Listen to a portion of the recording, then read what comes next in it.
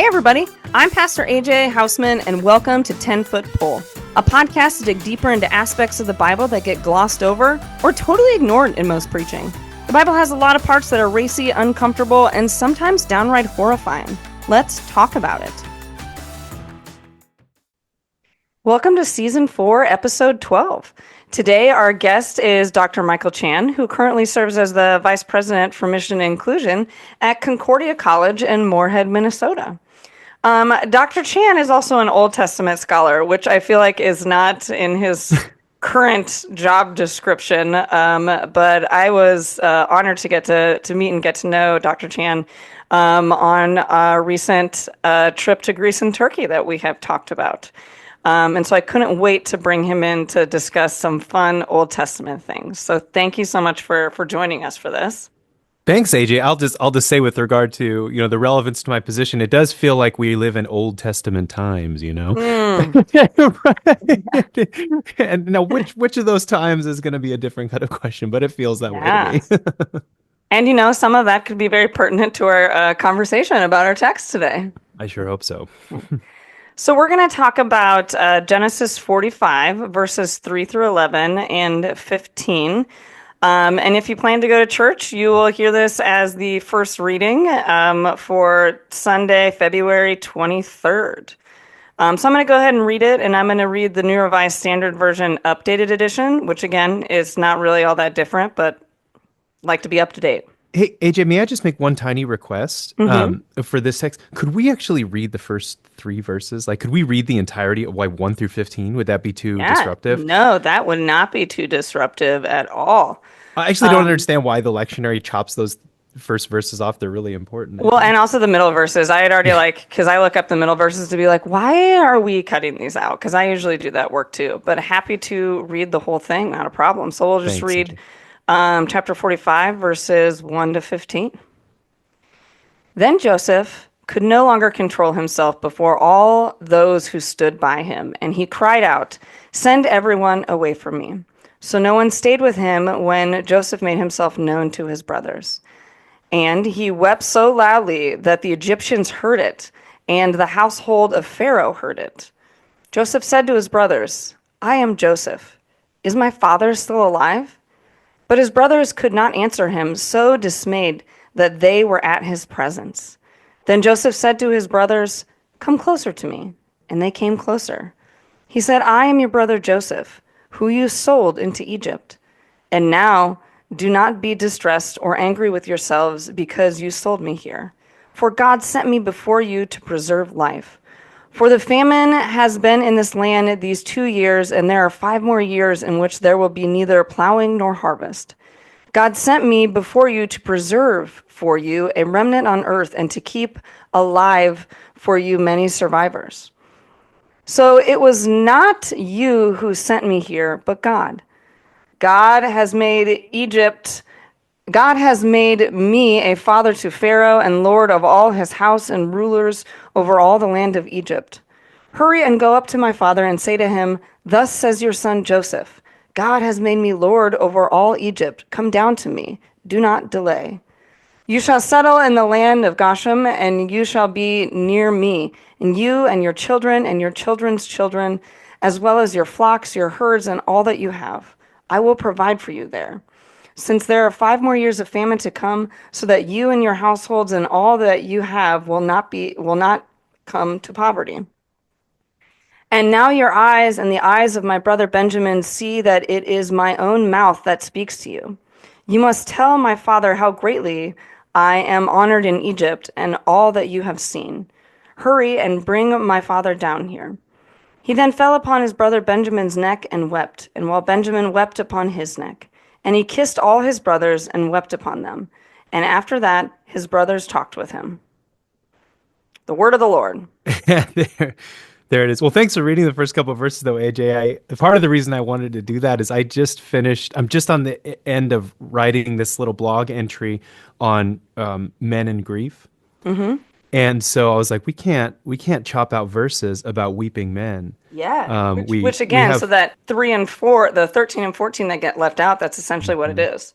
Yeah. And so there's already such little permission for men to openly and publicly Why would we deny ourselves a chance to see it here? So, Yeah. And what we see in those first couple of verses, right, that like Joseph like sent everyone away because he was so distraught and they hurt him mhm. anyways. Yeah. Oh, that's a good point, AJ. Yeah. Nice observation. Yeah. So you get that sort of that idea that like men can't publicly weep because Joseph sends them away, but that he was weeping so loud they hurt him anyways. Yeah. It's intense.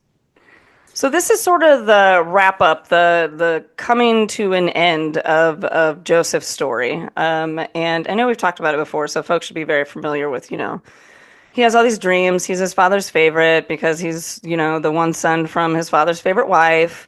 And his brothers get jealous and they sell him into slavery. And then, he has all that stuff happen. He gets sent to prison. He gets some more interpret some dreams. And so they bring him before Pharaoh, and he interprets Pharaoh's dream that there's going to be this huge famine and that they're able to prepare for it because of Joseph's dream. And That's so a now, good summary. try to keep it simple. So now, as the whole region is sort of suffering from this famine, his brothers just happen to come there knowing that Egypt seemed to be prepared for this famine, and they're looking for help. And I like to make clear here, as we see Joseph's forgiveness, that he does not forgive them instantly. He does put them through a little bit, of an emotional spiral and like kidnaps the last brother and, really actually kind of makes them work for it. And it seems like Joseph's testing their character, I think, more than anything, is how it reads to me. That he's testing to see, like, did they grow? Did they learn? Before offering these gifts that he does. A little like background in this, and we've talked about sort of Genesis before and some of the things that happen, but that this is not what we would put into a historical account, is probably the nicest way to say that, right? That this is prose fiction, to just say that like there is like no historical evidence that supports this. And that my understanding as this story serves to kind of explain how the Hebrew people got down to Egypt. Because as Genesis ends, we hear immediately at the beginning of Exodus, there was a new Pharaoh, and had turned and put the Hebrew people into slavery there. Yeah. Is that you have anything to add to that? Well, I would just add one a footnote or side note to what you said, that you talked about it as prose fiction. I think we can be even a tiny bit more precise and say the Joseph story exists within this larger constellation, this larger genre that we call the Jew in the court of the foreign king. And within that genre, we have books like, well, the first 6 chapters of Daniel. So Daniel and then his 3 friends, Shadrach, Meshach, and Abednego. We have, of course, Esther. As well. And so you have this whole like constellation of stories that are probably, I would say, like related to the Jewish experience within the exile. But in all of these stories, these exceptionally often wise and shrewd Jewish courtiers or members of the court rise to prominence because of that wisdom, because of their power, because of their insight, and also because of their like deep kind of connection to Yahweh. And they get elevated. But they don't just get elevated. It's not just a story of like, all right, now I get to be like the big person, I get to be the queen, or I get to be like the man, or whatever. They are elevated for a purpose. And the line that is probably most closely associated with that people will remember is when Esther, or actually when Mordecai, I'm sorry, says to Esther that perhaps you were put there for such a time as this. They undergo tremendous suffering. In the case of Esther, she's effectively a sexual slave. She is a sexual slave, not effectively. She is a sexual slave conscripted for that purpose. And Joseph also is a kind of slave. So are Daniel and his friends. But in all of those stories, they all share this core theological conviction that while they have walked a trail of profound suffering, somehow in a mysterious way, they are going to do good from their newly found positions of privilege and power. And so that kind of links all of these stories together. So yes, prose fiction, and also this kind of subgenre of Yeah. Jews in the court of the foreign king. Yeah, thank you for that. That also sounds like it could be a good, sort of young adult fantasy novel series, doesn't it? It's a great title for that. Which also brings, you bring up this idea about how they suffer and then somehow kind of come up with these good things. And so we get that sort of with Joseph, right? And this idea, where Joseph even says, God sent me down here, Hmm. that this was all part of God's grand plan. And so this sort of idea of what this says, this illustrates this idea of divine providence. And for those that don't know, so divine providence is the idea that God intervenes and like controls the universe, and sort of like comes in and kind of puts people in places and situations, to kind of further God's own grand design plan that we don't ever know. And this is to me a very sticky topic, It's a because 10-foot pole topic, right? Like it that is, this is a yes. 10-foot pole. That's what we're here for. Um, he's not going to preach well, that's for sure. Um, so this idea, like, is God intervening? Like, when and how does God choose to intervene? Intervening in good or bad ways? Is God responsible also then for the bad things that happen to Joseph? Because then this gets into this, weird idea of sort of like a sadistic puppet master kind of Mhm. arena. And also begs some questions of theodicy when you look into Mhm. the full divine providence.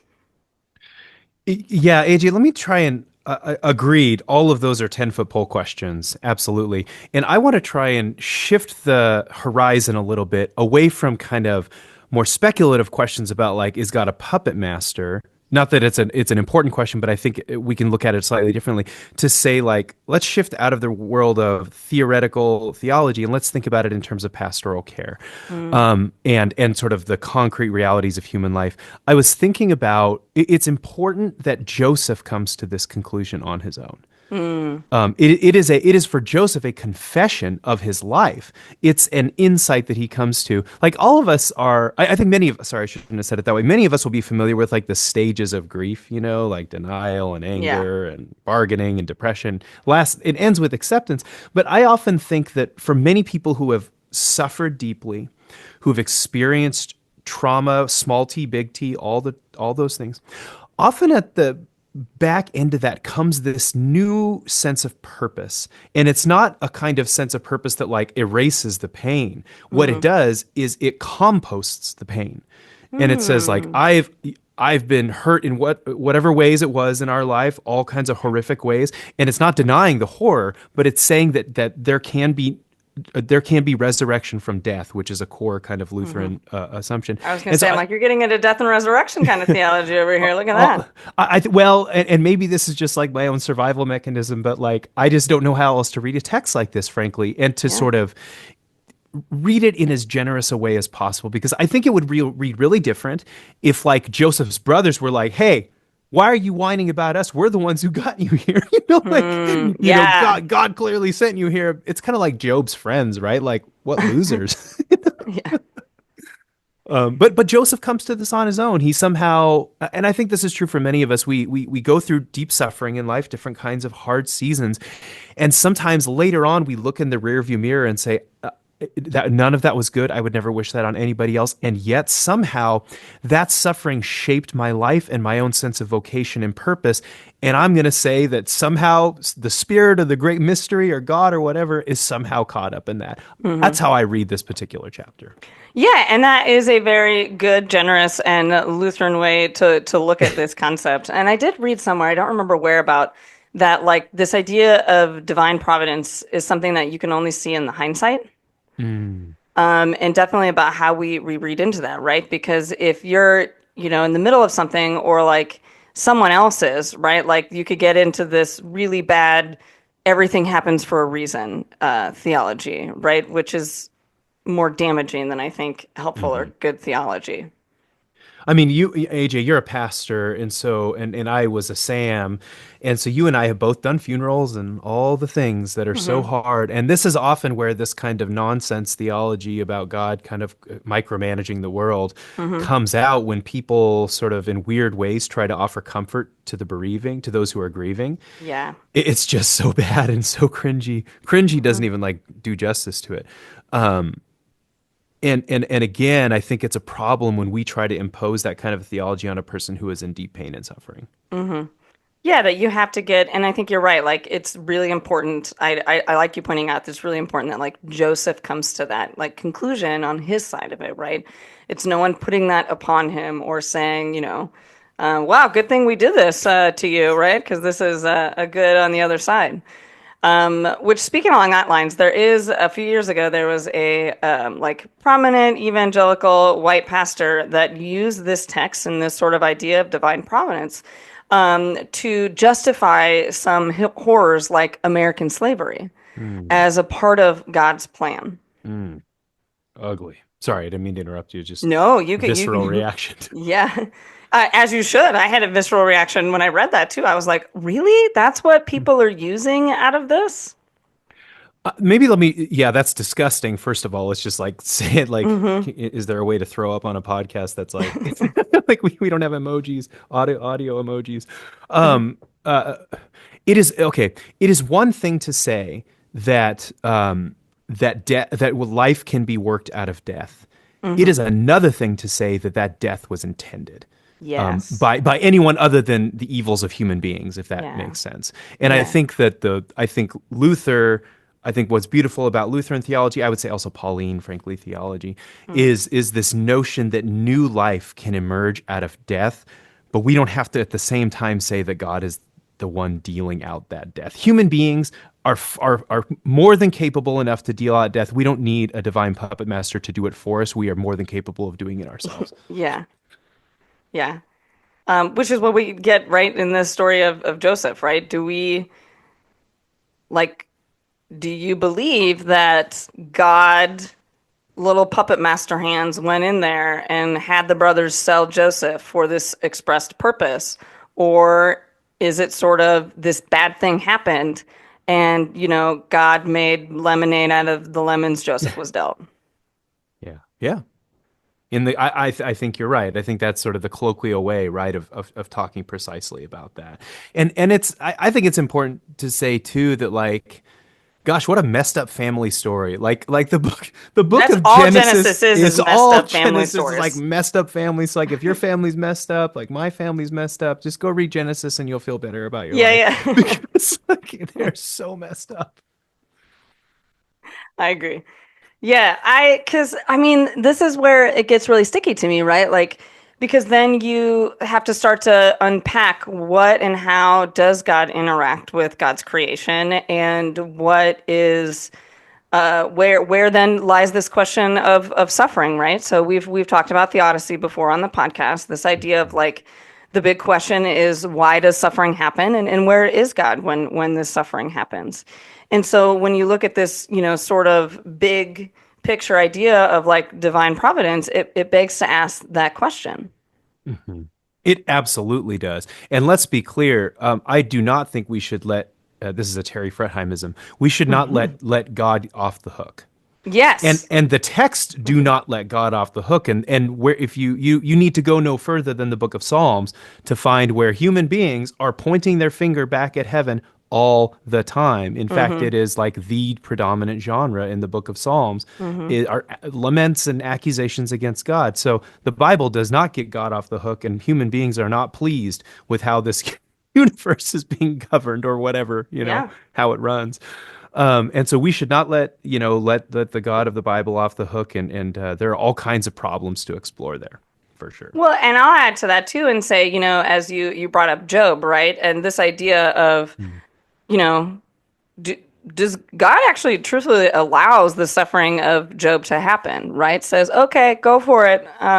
Just don't kill him. It's terrifying. It's very terrifying. To me, it also brings up, so this, to dive further, a little bit further back in Genesis, to me, I think about this idea of, quote, what we call the fall, Mhm. and this idea of the serpent in the garden, right? Mhm. And so I've made this point before, good, bad, or ugly. For some theologians, really don't like it when I say this, but like, Mhm. if God created the garden, God created the humans, God created the serpent, is God not still the architect of that whole situation? Oh yeah, I think yes. I think the So answer then, has to where be yes. does the suffering come from, and what what on that it is God, right? Like we often talk about, especially in Lutherans, this idea that like we profess in a loving God, that God is innately love, and so how do we? I don't know if it's reconcile or somehow justify when the acts of God in comparison to creation and humanity don't seem so loving. Yeah, I think that's a good question. Well, I think also like the Old Testament is much more comfortable with this, but God is not beyond needing second chances. Mm, And we see this especially in these first 12 chapters of Genesis, or 11, we call them like the primeval history, right? hmm And so like in Genesis 9, after the flood, God sort of looks back on the carnage and is like, I'm not Wow, doing that that was a again. bad I'm not doing idea. that again. Like, Yeah, we're that's. not well, or even go further back, right, to the second chapter of Genesis, and God's like, well, this Adam person is lonely. Let's create these animals, and we'll kind of parade them before Mm-hmm. the Adam, and nope, that didn't work. Let's put the guy to sleep, and we'll try over round two. We need to go into the beta testing now. Mm-hmm. And so the God of the Old Testament is not beyond needing these second chances, and so I think we have to keep that in mind too. That like, yes, absolutely, like the circumstances in which the first human beings fail so completely are circumstances that God has created. Mm-hmm. And I love. I know I'm quoting a lot from Terry Fredheim, but he would say, like when he taught on Genesis, he would say things like, "Well, like we have to ask what kind of fall it is." He's like, "Yeah, I'm comfortable with the language of it being a fall, but we have to ask what kind of fall is it? Is Mm. it like the sort of the Gnostic falling up? Like, is this actually like a Promethean moment where humanity Mm. grabs knowledge for itself and then over and against the gods?" Is it sort of a fall down, which is kind of the traditional Christian understanding of a fall from grace? He would say, because he's a deeply relational reader, he would say this is a falling apart. Mm. And what has fallen apart? The relationship between the first human family and God, that relationship fell apart epically.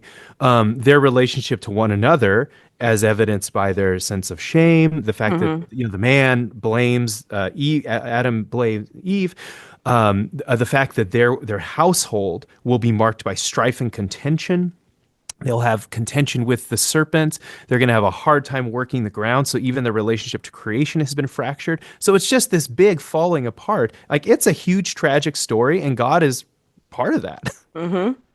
Sorry, that was long and ranty, No, AJ. that was a great long rant, and something I think to keep in mind too, right? Because that's the question that we, have to wrestle with, right? Where is God, and what does God do versus what is on us? Mhm. Yeah. And And for Joseph, he finds what's, oh, I'm sorry. For Joseph, he finds out what is his to do, right? And what's his to do is to be an administrator.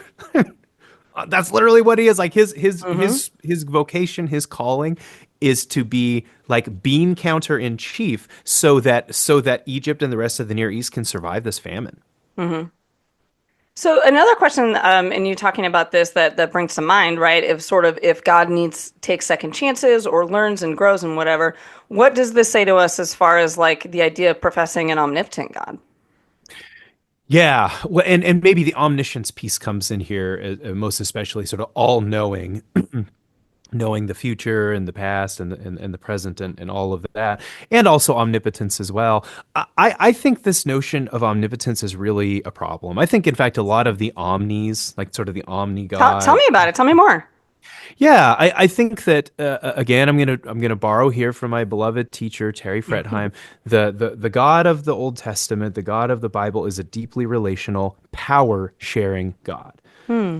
And you see this from the very beginning, like every time God gives a command in Genesis 1 or Genesis 2, that is a delegation of power. Hmm. It isn't every command. I'll put it. This is kind of a blanket way. Every command is a kind of deputizing or a handing over of power to the creation in order to do things in the world, like propagate, right? Like fill the earth and multiply. That is co-sharing Yahweh's creational powers with humanity. And so there's already this kind of power sharing from the very, very beginning. And to talk about God as like the God of the Bible as like this omnipotent God really doesn't take into account the way that God shares power all over the place. Hmm.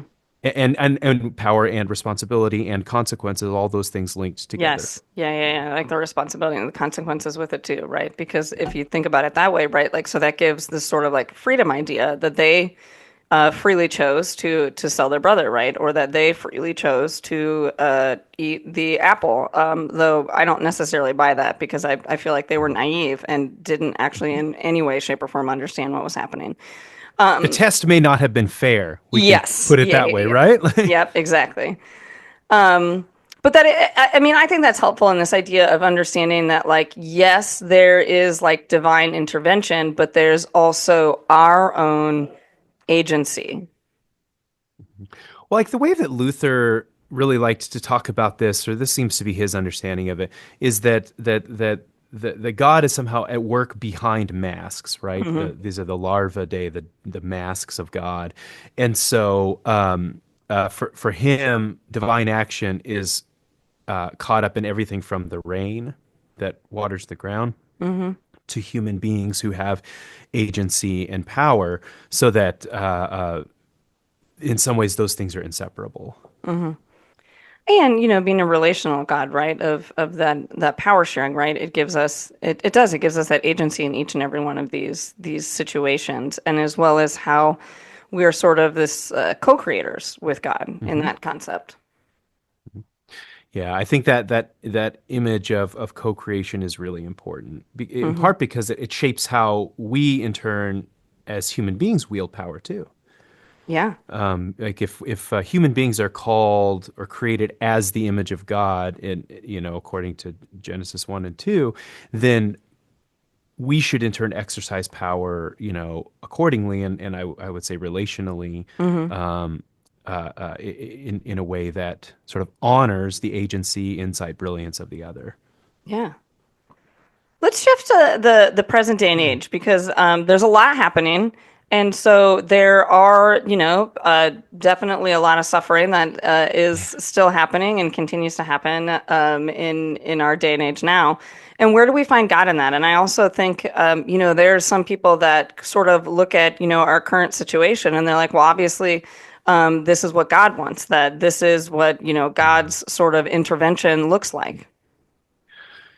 Oh, sure. So I think in all of this, I'm reminded of this is gonna isn't going to be a perfect quote, but I used to co-teach a class with Matt Skinner, who teaches New Testament at Luther Seminary, and we there's this interview that we would use with Krista Tippett, NPR's On Being host, Hmm. and Dr. Rachel Naomi Remen. You could easily look this up, and they have this conversation about the Jewish principle of tikkun olam, the healing of the world.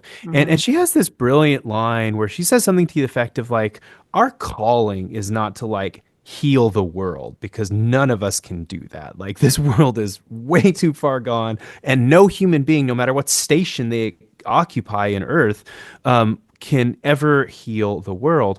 But what we can do is try to promote healing in the world that touches us. Hmm. And so I think then we have to ask ourselves, especially in times like this, like what how does the world touch me? How do I touch the world? What are the opportunities and sort of the levers that I have to promote and bring about healing? And for all of us, that's different, right? Like that could be everything from raising kids to not just survive but also shape the world that we live in, to like in my case helping support the education of college students or working as a pastor in Hmm. your case, AJ. And so I think we first have to, rather than despairing about like, oh, the world has gone to hell, like the world has been going to hell since it was born, like or at least according to the Yeah. creation text. So like what do we do right now with what is before us and what actually touches our lives? Maybe it is time for another flood. Yeah, I'm not going there yet. But it feels as dire, right? It feels dire. Yeah, I'm sort of struck with and again it goes back to this particular pastor that used this sort of divine providence to justify slavery. is there, the idea that there are folks that would use this same justification, right, of things that are happening today, right? That like this is clearly, you know, the 47th president is like obviously God wanted him there and divinely ordained that and everything that's happening. Yeah, I do think there are so many different problems with that. One of the things I would say is that books like Deuteronomy and Jeremiah and Ezekiel, those three, and those are just Old Testament books, those three books talk a lot about the characteristics of true and false prophecy. Hmm. And they also, especially Deuteronomy, talks about the character of a good ruler, or in their case, they're talking Mm. about kings, right? Because they don't like Yeah, that's the rulers democratically they have. elect, right? Yeah. Yeah, and the question that I would ask then is like, are those the things that we see in our present leaders? And those could be Hmm. leaders, everyone from like mayors to whatever managers to on up to our president, and do the fruits do their lives bear the fruits of like the fruits of the spirit, as it were. And if the answer is no, I think we need to ask really serious questions about the criteria we are using to judge what looks like divine work. Yeah. Yeah, and recognizing too that we have the human agency in there. So is it divine work or is it the work of human hands parading and masking as divine work? Absolutely, and here I think the apocalyptic texts can be really helpful for us. Texts like Daniel and Revelation, where they really like to identify like the monstrosities of history, and recognize that like what's happening in history, there's this kind of this monstrosity to it, this danger. That I think in Revelation, the Roman Empire is called like the devourers of the earth, Hmm. and language like that. And I think we don't need to. I don't think we necessarily should engage in the demonization of people. Hmm. I don't think that helps us at all. But I do think we can talk about these kind of forces within our world that seem to be devouring us from the inside out. And I think that can be a little bit more helpful. Yeah. Well, we are going to get into some revelation later in this season, so that's a good foretaste of some of that is to come. Mm. So this idea of divine providence, it gets taken a little differently depending on, the lens and the sphere. From a Lutheran perspective, right? So we kind of really honed in on this idea of like God's power sharing and the agency that people have in it. But there are, versions of Christianity, particularly those that kind of talked about that emphasize this predestination thing. Mhm. That whatever happens has already been planned. Mhm. Right. And would you share us a little bit more about like some of the differences and like why we as Lutherans come out on a different lens and sphere than that? Yeah. So here's what I would say. I do think Luther has a lot of space in him for predestination. Mm. I think it's there in Luther, and that's something for all of us to wrestle with. And here's I want to point to two texts in particular. The one text where predestination is maybe most prominently explicated is in Romans 9, Hmm. and that's Paul. And maybe I think it's in 8. I'm sorry, it's chapter 8 and 9. That's right. It's both in chapters 8 and 9. You get these references, and I think it is no accident that Romans 8 in particular is a place that people often go to find some of the clearest articulations of divine love. There, nothing shall separate us. Hmm. Nothing will separate us. Neither death, I can't remember the whole list of Death things. nor life nor Angels, things to demons, come. death, yeah, Yep. nor things to come. It is in that context where Paul is most clearly singing about the gospel that he also drops these thoughts about predestination. And so Hmm. one question I ask is like, if whatever your version of predestination is, if it does not make the heart sing, then you are probably singing the wrong song. Hmm. Like if it does not free the human heart, then you're probably doing predestination wrong. Because that was what it was for Paul. It was a life raft. It was a grounding for the gospel. So put a pin on that. Go read Paul, and you'll see that this is for him a cause for great joy. And I think if you're going to follow Paul, you need to consider, Yeah, yeah. Go ahead. Go this ahead. Yeah. idea that it doesn't, no matter what befalls us, it will not separate us from God. That's what Paul would say. Yes. That's what Paul would say. And that's a different way of looking at it than the idea that like God has already planned out your entire life and has decided what and how, whether good things are happening to you or bad things are happening to you, that's already been predetermined by God. Yeah. Yeah. So what I'd say is that like for Paul, you can't separate the good news from predestination. Predestination is part of the good news. And so if it can't be heard as good news, then we may not be talking about it properly. Yeah.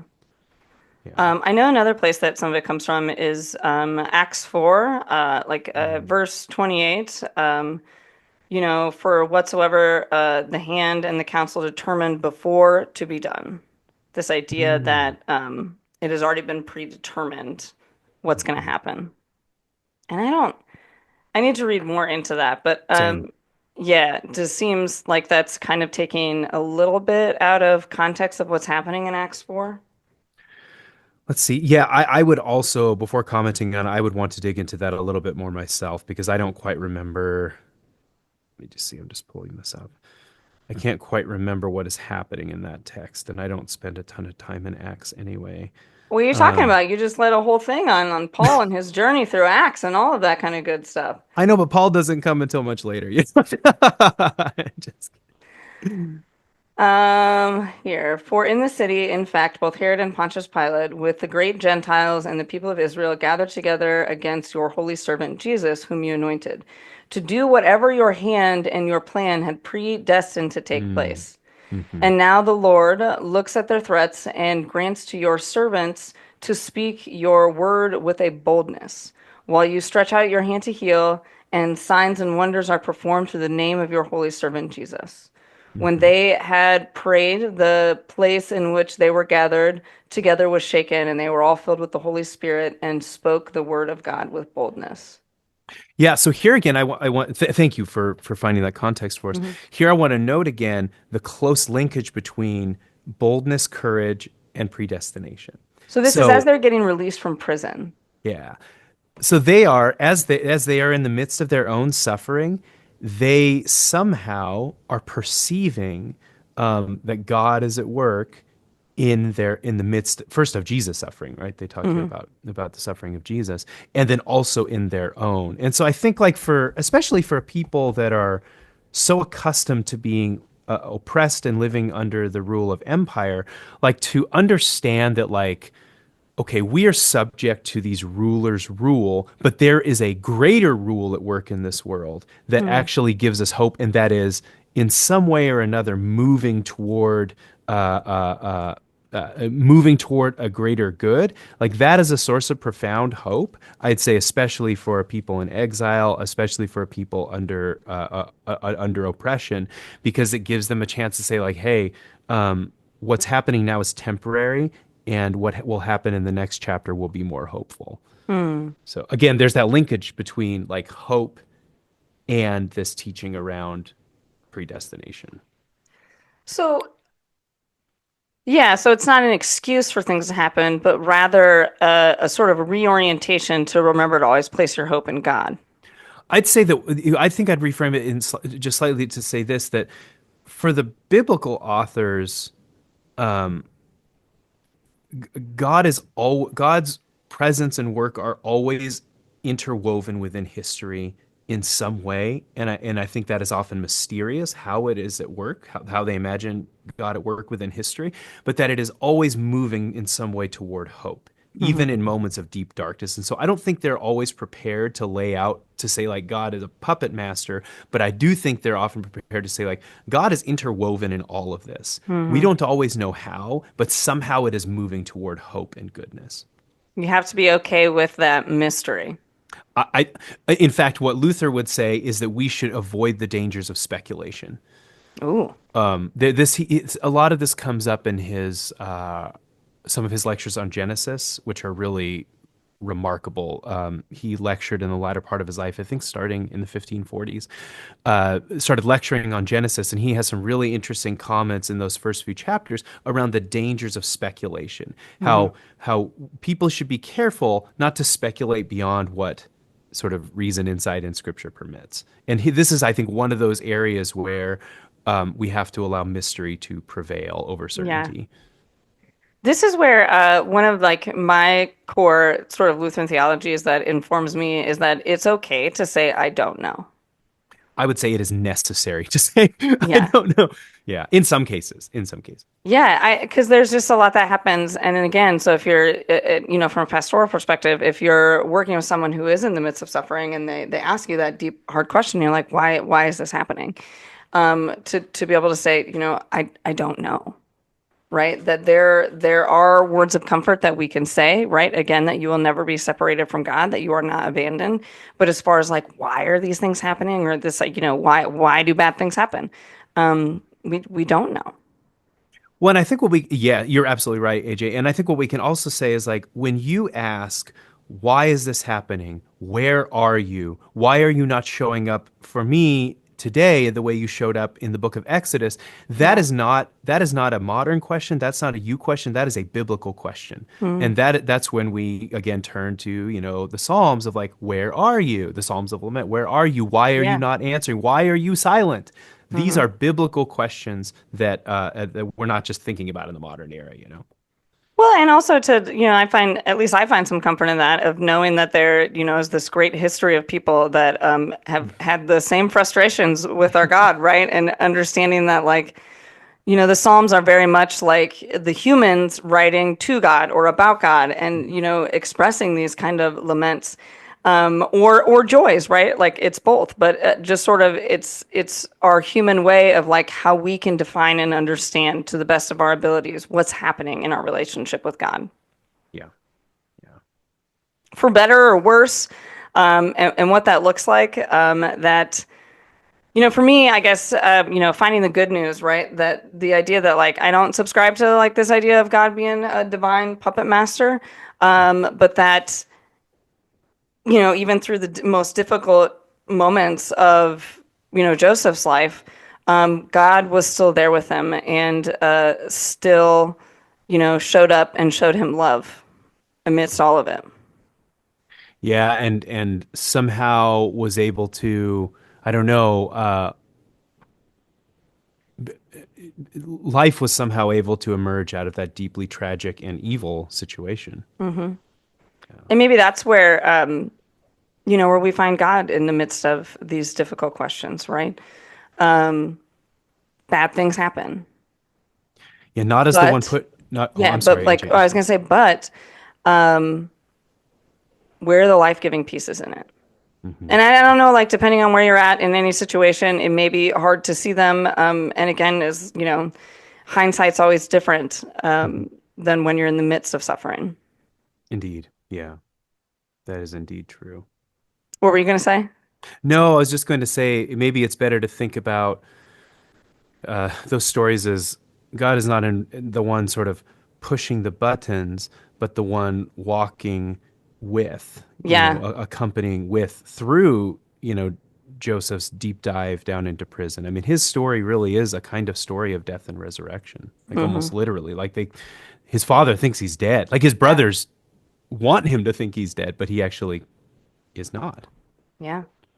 You're getting really into that whole footprints in the sand thing there. Oh, no, let's not go there. That's funny. Um, but yeah, I anytime the question of like theodicy comes up, I always like turn to this idea by I always butcher his name, Elie Wiesel. Elie Wessel. Wiesel. Yeah, Elie Yeah. Wiesel. Was that C? I always, every time, am a butcher it in my bad English pronunciation. This idea of like, where is God? Well, God is on the gallows, right? That like we also, anytime that like we as humans inflict like the suffering, we are also inflicting this kind of suffering on God. And that God continues to be with those who suffer through the midst of all of it.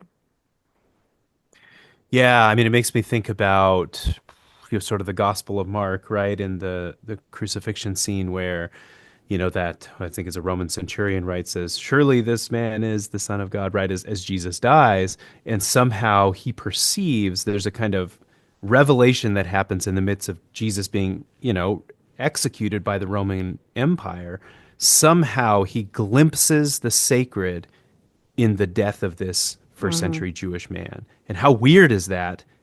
And yet, that is one of Paul's core insights, is that the sacred, the divine, is disclosed in the midst of suffering somehow. Yeah. And, maybe if we talk about, this idea of divine providence, of God's intervention could very well just be holding your hand while you suffer. Not necessarily causing the suffering, but that God is always ever present within our lives. Well, and it's interesting to use that language of holding the hand, because the other hand is undoubtedly human. Undoubtedly, a sister, friend, pastor like yourself. Yeah, and yeah. so this is putting it pretty strongly, but if there is a God that even remotely resembles the one that Christians lay claim to, that God is most likely to show up, I think, in human relationships, and in this kind of, what does Oscar Wilde call it, like the how where there is sorrow, there is hallowed ground. There's a kind of holy ground or hallowedness in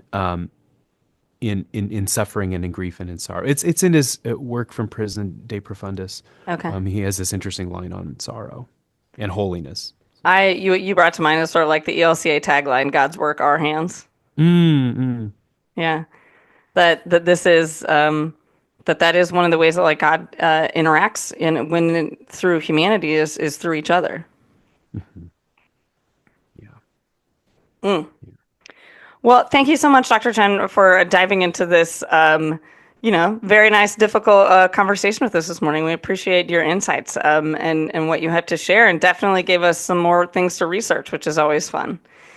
Well, this is an important podcast, AJ. Thank you. You're doing really important work dealing with these hard texts. Thank you. Oh, thank you. I mean, I just find it important to talk about these things, right, as they relate to our faith and how we express what it means to be a follower of Jesus in the modern day. And we proclaim these as our scripture, right? But really hard things happen, and how we make sense of it. Sorry if you can hear that. My dog would very much like to go for a walk right now. Hey, that sounds like a good idea. Yeah. I'd like to go for a walk too. Well, perfect. We'll break for that. So thank you again. Everyone, remember that you can learn more about the podcast at 10footballpodcast.com, and find us on Facebook and Instagram at 10footballpodcasts, and wherever you listen to podcasts. As always, the 10 Football Podcast is a ministry of the Delaware Maryland Synod. To learn more, go to demdsynod.org. Take care.